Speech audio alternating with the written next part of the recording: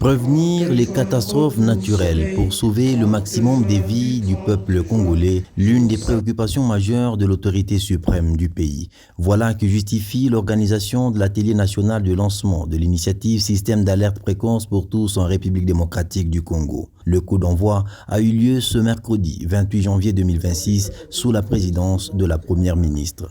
Cette initiative de la vice-primature de l'Intérieur, Sécurité, Décentralisation et Affaires coutumières connaît la participation des experts d'agences et structures étatiques, des ministères concernés, des agences et organisations internationales du système des Nations Unies, des partenaires bilatéraux et multilatéraux, des organisations non gouvernementales, des universités et instituts de recherche, des organisations de la société civile, du mouvement international de la Croix-Rouge et d'autres partenaires de développement.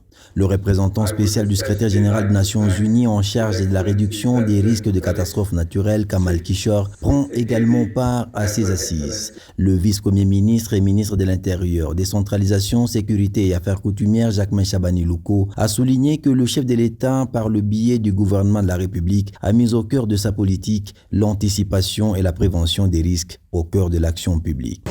Le système d'alerte précoce multirisque constitue l'un des leviers les plus puissants pour concrétiser cette vision. Il permet de sauver des vies, de réduire les pertes économiques, de protéger les infrastructures et de renforcer la résilience des communautés face à l'intensification des phénomènes extrêmes liés au changement climatique. Pour la première ministre Judith Suminwa Tuluka, le gouvernement du pays, sous la haute impulsion du président de la République, a engagé des réformes majeures dans le domaine de la gestion des risques de catastrophes naturelles. Les systèmes d'alerte précoce multirisques représentent de ce fait un outil essentiel pour concrétiser cette ambition. Ils permettent d'agir à temps, de sauver des vies, de réduire les pertes économiques et aussi de renforcer la sécurité des citoyens ainsi que leur confiance dans l'action de l'État.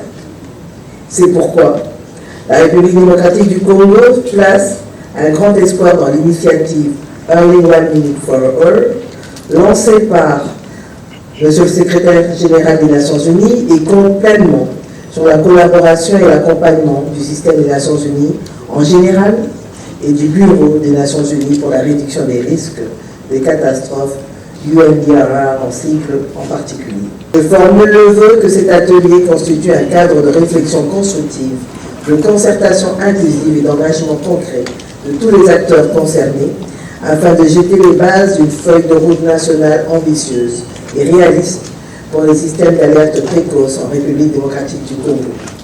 Sur ce, en vous souhaitant des travaux fructueux, je déclare officiellement ouvert l'atelier national sur le lancement de l'initiative Système d'alerte précoce pour tous en République démocratique du Congo.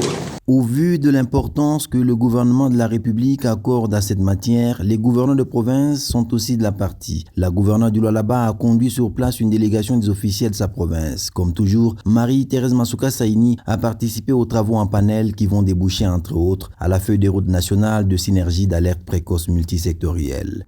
Au sortir de ces réflexions, la gouverneure Marie-Thérèse Masuka Saini a été surprise par les ovations de plusieurs cadres et militants de sa formation politique, le Front des indépendants pour la démocratie chrétienne, FIDEC en sigle.